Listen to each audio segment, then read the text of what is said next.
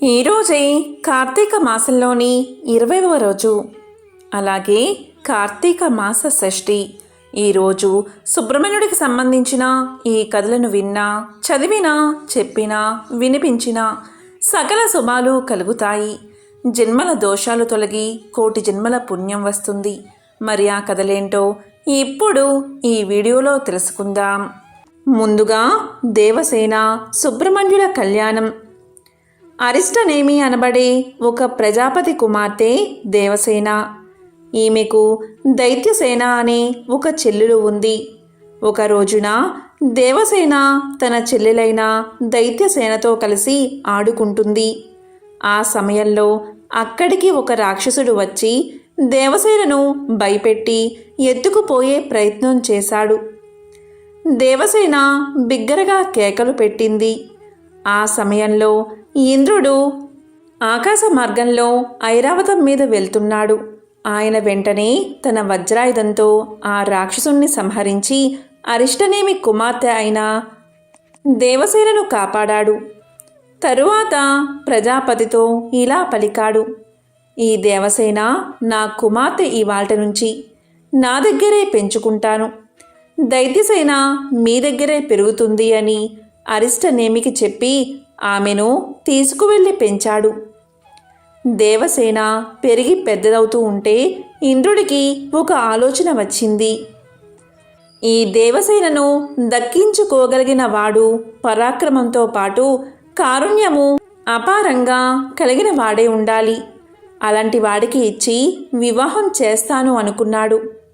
ఆ సమయంలోనే ఒక ఆశ్చర్యకరమైన సంఘటన జరిగింది. తారకాసురుడి తమ్ముడు శూరపద్ముడు. ఆ శూరపద్ముడి సంహారం కుమారస్వామి చేశాడు. తన కుమార్తెకు అలాంటి వాడిని ఇచ్చి వివాహం చెయ్యాలి అనుకున్నాడు ఇంద్రుడు. అప్పుడు ఇంద్రుడు వెళ్ళి కుమారస్వామిని వేడుకుని దేవసేనను ఇచ్చి వివాహం చేశాడు. ఆ వివాహం చేసిన స్థలాన్ని తిరుప్పరం కుండ్రం అని పిలుస్తారు. మంచి గుణాలు కలగాలి అంటే కుమారస్వామి ఆరాధన చేసి తీరాలని శాస్త్రాలు చెబుతున్నాయి. ఇక వల్లీదేవితో కుమారస్వామి వివాహం.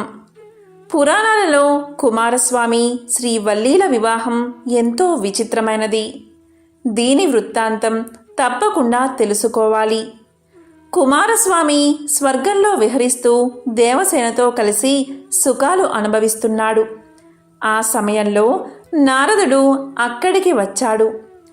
మహర్షిని సగౌరవంగా ఆహ్వానించి సత్కరించాడు సుబ్రహ్మణ్యుడు. కుశల ప్రశ్నలు అయిన తర్వాత ఇలా అడిగాడు: స్వామి, ముల్లోకాల్లోని జనులు సుఖంగా ఉన్నారా? దుర్మార్గులు, దుష్టులు, అధర్మపరులు విజృంభించడం లేదు కదా? మీరు త్రిలోక సంచారులు, తమకు తెలియని విషయాలు ఉండవు, దయచేసి సెలవయ్యండి అన్నాడు కుమారస్వామి. దానికి నారదుడు ఇలా చెప్పాడు: కుమారా, నువ్వు సేనానిగా ఉన్నప్పుడు అధర్మపరులు, దుర్మార్గులు ఎక్కడ ఉంటారు? లోకాలన్నీ సుఖశాంతులతో హాయిగా ఉన్నాయి.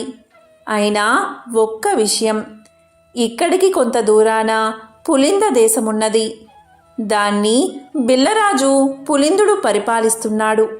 అతను గొప్ప శివభక్తుడు, ధర్మపరుడు. అతనికి బిడ్డలు లేరు. ఒకనాడు తన భార్యతో కలిసి వేటకు వెళ్ళాడు పులిందుడు. ఆ అడవిలో ఒక నదీ సమీపాన ఒక పసిపాప కనిపించింది. ఆ నదీ తీరంలోనే శివుడు అని ఒక మహర్షి తపస్సు చేసుకుంటున్నాడు. ఒక రోజున ఆయన ధ్యానంలోంచి కనులు తెరిచేసరికి 2 జింకలు గాఢాను రాగముతో మైథున క్రియలో ఉన్నాయి. వాటిని చూసిన మరుక్షణమే మహర్షి మనసు చలించి రేపతనమైంది. అతని వీర్యం గడ్డి మీద పడింది. ఆ గడ్డిని ఆడజింక తింది. ఆ ప్రభావం చేత జింక ఒక పాపను ప్రసవించి అరణ్యంలోకి వెళ్ళిపోయింది. బిల్లరాజు దంపతులకు ఆ పసిపాప ఒంటరిగా కనిపించింది. శివుని వరప్రసాదంగా భావించి ఆ బాలికను తెచ్చి పెంచుకున్నాడు బిల్లరాజు పులిందుడు. ఆ బాలికకు శ్రీవల్లి అని నామకరణం చేశాడు. ఆమె అందాల రాశి, అపరంజి బొమ్మ. ఆమె నీకు తగిన జోడు అన్నాడు నారదుడు. అటువంటి వల్లి నీ భార్య కావాలి అన్నదే నా కోరిక. ఆ పిల్ల చుట్టూ పాములు ఉంటాయి ఎప్పుడు. నువ్వు చూసి భయపడకూడదు సుమా.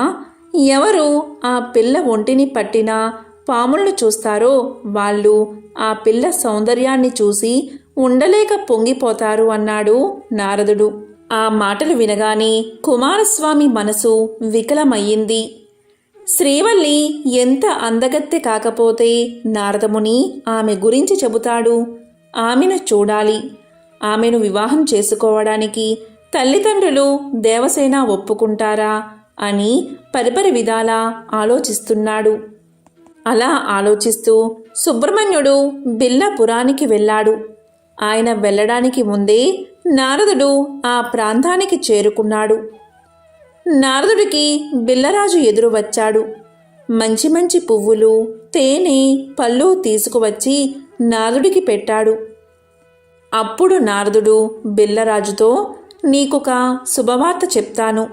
మిమ్మల్ని ఉద్ధరించడానికి పరమేశ్వరుడు ఈ పిల్లను నీకు కూతురిగా పంపాడు. ఈ వల్లీదేవిని పెళ్లి చేసుకోబోయేవాడు లోకంలో యవ్వనంలో ఉన్న ప్రతి స్త్రీ ఎవరిని భర్తగా పొందాలి అనుకుంటుందో, ఎవరు జగదంబ అందాలు పోసుకున్నవాడో, ఎవరు పరమ సౌందర్య రాశి అయిన శంకరుని తేజము పొందినవాడో, ఎవడు గొప్ప వీరుడో, ఎవడు మహాజ్ఞానియో, ఎవడు దేవసేనాధిపతియో అటువంటి వాడు నీకు అల్లుడు కాబోతున్నాడు. నీ అదృష్టమే అదృష్టం అని పలికాడు నారదుడు. బిల్లురాజు నారదుని మాటలు విని చాలా పొంగిపోయాడు. కుమారస్వామి వనంలోకి ప్రవేశించి వల్లీదేవి వంక చూసి, బహుశా బ్రహ్మ తన సృష్టి శక్తిలోని సౌందర్యానంతా ఒకచోట రాశీభూతం చేసి ప్రాణ ప్రతిష్ఠ చేస్తే ఈమె ఈ వల్లి అయి ఉంటుంది. ఈ పిల్లతో ఒకసారి మాట్లాడాలి అనుకున్నాడు. లతాంగి, నన్ను చేపట్టవా అని అడిగాడు. ఆవిడ ఈయన వంక చూసి, అబ్బో ఇతడు ఎంత అందగాడో అనుకుని, నారదుడు మా ఇంటికి వచ్చినప్పుడు నాకు సుబ్రహ్మణ్యుడితో వివాహం అవుతుందని చెప్పాడు. ఈ పిల్లవాడు అందగాడు కావచ్చు, కానీ నా మనసునందు పాపవంకిలమైన భావం కలగరాదు. నేను సుబ్రహ్మణ్యుడికి చెందిన దానను. పార్వతీ పరమేశ్వరుల కుమారుడు అయి ఉంటే నా రొట్టె విరిగి నేతిలో పడినట్లే కదా అనుకుని ఇంట్లో పెద్దవాళ్ళు ఉన్నారు. ఏదైనా అడగవలసి వస్తే మా తల్లిదండ్రులను అడగండి. అయినా కుమారస్వామి నాకు భర్త అవుతాడని నారదుల వారు తెలియచేశారు. అందువల్ల నా మనస్సు ఆయనకే అర్పించబడింది అని సమాధానం చెప్పింది. ఆమె అలా చెప్పగానే మహానుభావుడు సుబ్రహ్మణ్యుడు ఒక్కసారి తన నిజరూపాన్ని చూపించాడు. ఆ తల్లి పొంగిపోయింది. ఇంతలో తండ్రి వచ్చి ఇంటికి తీసుకువెళ్ళిపోయాడు. ఇంటికి వెళ్ళిన తర్వాత ఆ పిల్ల మనసులో కుంగి ఏడుస్తుంది. అయ్యో, ఎక్కడి మహానుభావుడు, నేను ఒక్క మాట నోరు తెరిచి చెప్పలేదు అని. చెలికత్తే, ఎందుకమ్మా బెంగ పెట్టుకుంటావు? ఒక ఆకు మీద ఉత్తరం రాసి ఇవ్వు, నేను పట్టుకు వెళ్ళి ఆయనకు ఇస్తాను అంది. అక్కడ సుబ్రహ్మణ్యుడు పుష్పవాటికయందు ఒక సరోవరం ఒడ్డున కూర్చుని ఉన్నాడు. చెలికత్తె వెళ్ళి పత్రం చూపించింది. ఆయన చదివి వల్లీదేవి దగ్గరకు వెళ్దామన్నాడు. అప్పుడు చెలికత్తె, అలా వద్దు, నేను పిల్లను తీసుకువస్తాను అని చెప్పి వెళ్ళి వల్లీదేవిని తీసుకువచ్చింది. వారిద్దరూ మాట్లాడుకుంటూ కూర్చున్నారు. ఈలోగా తెల్లారిపోయింది. పిల్ల కనబడలేదని అందరూ వెతుకుతూ సరోవరం ఒడ్డు దగ్గరకు రాగా ఇద్దరూ కనబడ్డారు. బిల్లనాయకుడికి ఆ యువకుడు సుబ్రహ్మణ్యుడు అని తెలియదు. సుబ్రహ్మణ్యుడు కూడా వేటగాని వేషంలో ఉన్నాడు. వెంటనే ఆగ్రహంతో బిల్లనాయకుడు తన పరివారంతో ఆయన మీద బాణాలు ప్రయోగించాడు. అప్పుడు సుబ్రహ్మణ్యుడు పేలగా నవ్వుతూ వాటన్నిటినీ స్వీకరించి వల్లీదేవి వంక చూసి వారి మీద సమ్మోహనాస్త్రాన్ని ప్రయోగించాడు. దీంతో అందరూ కిందపడి స్పృహ తప్పిపోయారు. అప్పుడు వల్లీదేవి తన వాళ్ళందరూ పడిపోయారని ఏడ్చింది. అప్పుడు స్వామివారు అనుగ్రహించేసరికి మరలా వారందరికీ స్పృహ వచ్చి లేచారు. వారు లేచి చూసేసరికి శూలం పట్టుకుని నెమలి వాహనం మీద వల్లీదేవితో కలిసి కూర్చున్న సుబ్రహ్మణ్యుడు సాక్షాత్కరించాడు. ఆ బిల్లులందరూ నేల మీద పడి సుబ్రహ్మణ్యుడికి సాష్టాంగ నమస్కారం చేసి పొంగిపోయారు. నారదుడు దేవసేనతో పార్వతీ పరమేశ్వరులతో అక్కడకు వచ్చాడు. నేనెంత భాగ్యవంతురాలినో కదా అనుకుని వల్లీదేవి పార్వతీ పరమేశ్వరులకు నమస్కారం చేసింది. ఈ విధంగా వల్లీదేవి కుమారస్వాముల పరిణయం నిశ్చయమైంది. పులింద దేశమంతా కోలాహలంగా ఉంది. నగరాన్నంతా అలంకరించారు. శోభాయమానంగా తీర్చిదిద్దారు. రంగవల్లులు దిద్దారు. మంగళ తోరణాలు కట్టారు. నగరమంతా సందడే. ముక్కోటి దేవతలు విచ్చేశారు. దేవ, గంధర్వ, యక్ష, కిన్నెర, కింపురుష, సిద్ధ, సాధ్య గజాలన్నీ విచ్చేశాయి. కుమారస్వామి పాదాలు కడిగి కన్యాదానం చేశాడు పులిందుడు. నవ దంపతులను దేవతలు దీవించారు. గంధర్వులు పాడారు. అప్సరసలు ఆడారు. ఈ విధంగా శ్రీవల్లి కుమారస్వామిల వివాహం లోక కళ్యాణమయ్యింది. దేవసేన, వల్లీదేవులు క్రియాశక్తి, ఇచ్ఛాశక్తిని సూచిస్తారు. అనగా చర్య యొక్క శక్తి, అలాగే సంకల్పం యొక్క శక్తి. సుబ్రహ్మణ్యుడు జ్ఞానశక్తిని సూచిస్తాడు. పూర్వజన్మలో వల్లీదేవి, దేవసేనలు విష్ణువు యొక్క కుమార్తెలు. వారిద్దరూ సుబ్రహ్మణ్యుణ్ణి భర్తగా పొందడానికి అనేక తపస్సులు చేశారు. వారి తపస్సుకు మెచ్చి సుబ్రహ్మణ్యుడు సాక్షాత్కరించాడు. వారి తదుపరి జన్మలో వారిని వివాహం చేసుకుంటానని వరాన్ని ప్రసాదించాడు. ఈ విధంగా మరుసటి జన్మలో వల్లీదేవి దేవసేనలను వివాహం చేసుకున్నాడు సుబ్రహ్మణ్యుడు. దీనికి సంబంధించిన ఒక కథ కూడా ఉంది. సుబ్రహ్మణ్య స్వామికి లక్ష్మీదేవి కుమార్తె అయిన శ్రీవల్లీదేవితో వివాహం చెయ్యాలని పార్వతీదేవి మనసు పడిందట. బుద్ధిమంతురాలు, మహా సౌందర్యవతి, పైగా సంపదల తల్లి తనయ శ్రీవల్లి. ఆ విషయమే తన భర్త అయిన శివ భగవానుడితో చెబితే ఆయన నవ్వి ధ్యానంలోకి వెళ్ళిపోయాడట. దాంతో పార్వతి లక్ష్మీదేవితో విషయం కదిలించింది. మా అమ్మాయిని మీ ఇంటి కోడల్ని చేస్తే మా అమ్మాయికి లభించేదేముంది? మంచుకొండ, రుద్రాక్షమాలలు, ఇంత విభూది తప్ప అని పెదవి విరిచేసరికి పార్వతీదేవి కన్నీటి పర్యంతమై శివునికి విషయం చెప్పి విచారించింది. అప్పుడు శివుడు తన ఒంటి మీది ఓ రుద్రాక్షను ఇచ్చి ఈ ఎత్తు బరువు తూగే బంగారాన్ని ఇమ్మని అడుగు అని పంపిస్తాడు. పార్వతీదేవి శివుడిచ్చిన రుద్రాక్షతో లక్ష్మీదేవిని కలుసుకుని తన వచ్చిన పని చెబుతుంది. లక్ష్మీదేవి ఆ రుద్రాక్షను ఓ తాసు తెప్పించి తూచాలని చూసింది. తన ఒంటి మీది ఆభరణాలే కాదు, తన సంపదనంతా వేసి తూచిన ఆ రుద్రాక్ష తోగకపోయేసరికి ఆ సంపదల తల్లి లక్ష్మీదేవి ఆశ్చర్యపోయిందట. అప్పుడు పార్వతీదేవి ఇలా పలికిందట, ఇంకా ఇలాంటి రుద్రాక్షలు నా స్వామి వద్ద ఎన్నో ఉన్నాయి అని. అలా అనేసరికి లక్ష్మీదేవి పశ్చాత్తాపం చెంది తన కుమార్తెను షణ్ముఖుడికి ఇచ్చి వివాహం చేసిందట. ఇది మరొక కథ. అయితే సుబ్రహ్మణ్యుడు సర్పరూపుడు ఎలా అయ్యాడు? అసలు సర్పాలకు స్వామివారికి సంబంధమేమిటో ఇప్పుడు తెలుసుకుందాం. కుమారస్వామి భార్య శ్రీ వల్లీదేవి ఆదిశేషువుకి మనవరాలు. ఒకసారి కుమారస్వామి, నేను మీ మనవరాలని కళ్యాణం చేసుకుంటాను అని అడగగా, ఆదిశేషువు, నీవు కళ్యాణం చేసుకోవాలి అంటే మా బోయవారి వేషం మాలా మీరు ధరించాలి అని బదులు ఇస్తాడు. అప్పుడు కుమారస్వామి సరే అంటాడు. వల్లీదేవి కూడా నేను ఆదిశేషువు మనవరాలను, సర్పరూపంలో ఉంటాను. మీరు కూడా నాలాగే సర్పరూపంలో ఉంటేనే నేను కళ్యాణం చేసుకుంటాను అని సమాధానం చెప్తుంది. ఈ విధంగా కుమారస్వామి సర్పరూపం వల్లీదేవి కోసం ధరించాడు. అలా సర్పాలకి ఆయనకి సంబంధం ఏర్పడింది.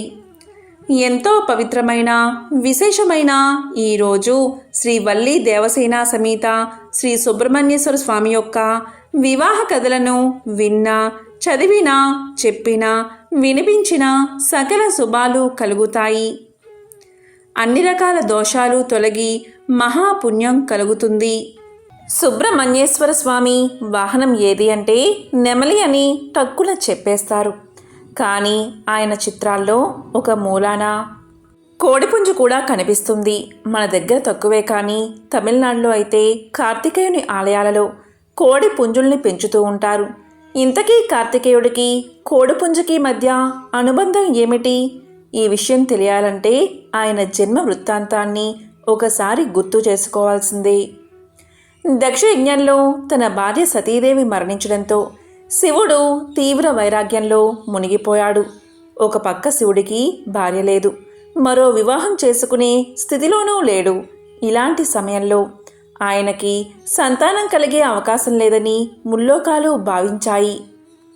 తారకాసురుడు, శూరపద్ముడు అనే రాక్షసులు కూడా ఇదే అదునుగా భావించారు. తమకి శివుడి కుమారుని చేతిలో తప్ప అన్యుల చేతిలో మరణం రాకూడదన్న వరాన్ని పొందారు. వరాన్ని పొందిన ఆ రాక్షసులు ఆగడాలకు అంతులేకుండా పోయింది. ఏకంగా స్వర్గం మీదకే దండెత్తి ఇంద్రుణ్ణి జయించారు. ఇలాంటి పరిస్థితిలో దిక్కు తోచని దేవతలు శివుడి వైరాగ్యాన్ని భగ్నం చెయ్యమంటూ ఆ మన్మధుణ్ణి వేడుకున్నారు. కానీ ఆ ప్రయత్నం చేయబోయిన మన్మధుడు శివుడి కోపానికి గురై భస్మం అయిపోయాడు. ఆ సమయంలో శివుడి నుంచి వెలువడిన కాంతి పుంజమే కార్తికేయుడిగా అవతరించింది. శివుడి కాంతి పుంజాన్ని అగ్నిదేవుడు సైతం భరించలేకపోయాడు. ఆయన దానిని గంగానదిలో విడిచిపెట్టాడు. అలా గంగానదిలోని రెల్లు పొదల మధ్య జన్మించిన కార్తికేయుణ్ణి 6 అక్కా చెల్లెళ్ళు అంటే కృతికలు పెంచారు.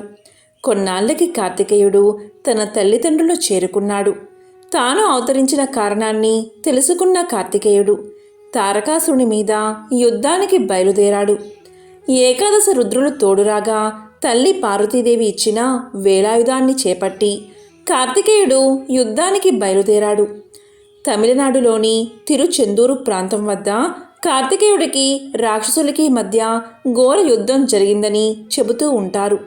అక్కడి సముద్ర తీరాన శూరపద్ముడు, తారకాసురుడు కలిసి కార్తికేయుణ్ణి ఎదిరించే సాహసం చేశారు. కార్తికేయుడు మరెవరో కాదు, సాక్షాత్తు ఆ శివుని కుమారుడే అన్న విషయం శూరపద్మునికి తెలిసిపోయింది. కానీ వెనుకడుగు వేయలేని పరిస్థితి. పైగా దేవుణ్ణి సైతం ఎదిరించాలనిపించే రాక్షస ప్రవృత్తి.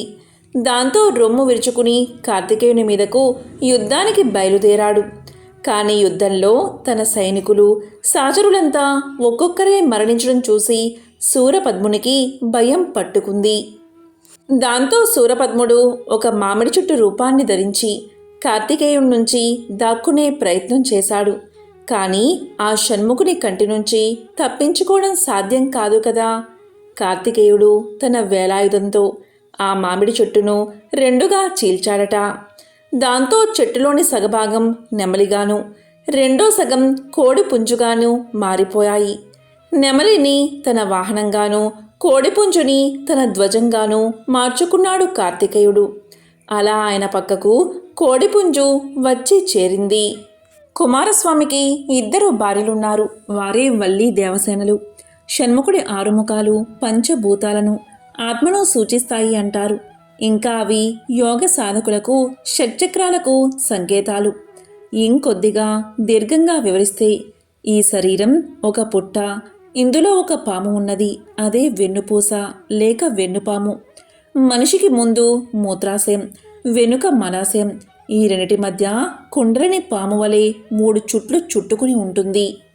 అదే మన జన్మస్థానం కూడా. అంటే మన జన్మస్థానం ఒక పాయికాన అన్నమాట. జాతక చక్రాన్ని కుండల్ని చక్రమని కూడా పిలుస్తారు.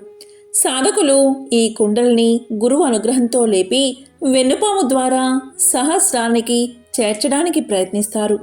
ఈ ప్రక్రియలో విజయం సాధించేవారు అతి తక్కువ మంది. ఆ వెన్నుపామే సుబ్రహ్మణ్యుడు. వల్లి దేవసేనలు ఈడ పింగళ నాడులని యోగ విద్యలో నిపుణులైన వారి అభిప్రాయం. ఆ కుండల్ని శక్తికి ప్రతీకగా సుబ్రహ్మణ్యుణ్ణి సర్పరూపంలో ఆరాధిస్తారు. షణ్మాతలలో కుమారోపాసన ఒకటి. మిగిలినవి సౌర, శాక్త, వైష్ణవ, గానాపత్య, శైవములు. అయితే అగ్ని గర్భుడు అని పేరు ఉన్న సుబ్రహ్మణ్య ఆరాధన అగ్ని ఉపాసనతోనే జరుగుతుందని శాస్త్రవాక్యం. అందుచేతనే పంచాయతన పూజలో ప్రత్యక్షంగా సుబ్రహ్మణ్య స్వామివారి మూర్తి ఉండదు. పురాణాల ప్రకారం దేవసేన ఇంద్రుడి కుమార్తె. తిరుత్తుని రాజైన కోయరాజు నందిరాజు కుమార్తె వల్లీదేవి. ఈమెను పెళ్లి చేసుకోవడానికి కుమారస్వామి కోయదుర వేషంలో వెళతాడు. అయితే ఆమె తన అసలు రూపం సర్పజాతిదని తెలియజేసి సర్పాకారం కలవాడిని పెళ్లి చేసుకుంటానని చెబుతుంది. ఆమె ప్రేమలో పడిన కుమారస్వామి సర్పంగా మారి ఆమెను పెళ్లి చేసుకుంటాడు. అలా కుమారస్వామి సుబ్రహ్మణ్య స్వామిగా మారతాడు. బ్రహ్మజ్ఞానం కలవాడే సుబ్రహ్మణ్యుడు. సర్పదోషాలు ఉన్నవారు ఈ రూపంలో ఉన్న కుమారస్వామిని ఆరాధిస్తారు. బ్రహ్మకి మరియు పరమశివుడికి కూడా ప్రణవార్థం బోధించినవాడు కాబట్టి సుబ్రహ్మణ్య అంటే బ్రహ్మజ్ఞాని అని పిలువబడ్డాడు. శంకరుడు కుమారుడి నుంచి ప్రణవార్థం విన్నాడు కాబట్టి శివగురు లేదా స్వామినాథ అనే నామం కూడా ఉంది. సుబ్రహ్మణ్యుణ్ణి మన ఆంధ్రదేశంలో సుబ్బారాయుడిగా కూడా పిలుస్తారు. బాలుడిగా ఉండేవాడు, కుత్సితులను సంహరించేవాడు, మన్మధుడి వలె అందంగా ఉండేవాడు అని కుమారస్వామి అనే నామం వచ్చింది. స్వామివారికి గల అనేక నామాలలో గురుగుహ అనే నామం కూడా ఉంది. గురుగుహ అంటే ఇక్కడే మన హృదయ గుహలో కొలువై ఉన్న గురుస్వరూపం. సుబ్రహ్మణ్యుడు సాక్షాత్తు శంకరుడికే బోధించిన గురుస్వరూపం. షణ్ముఖం పార్వతీపుత్రం క్రౌంచశైల విమర్దనం దేవసేనాపతిం దేవం స్కందం వందే శివాత్మజం తారకాసుర హంతారం మయూరాసన సంస్థితం శక్తి పాణించ దేవేశం స్కందం వందే శివాత్మజం.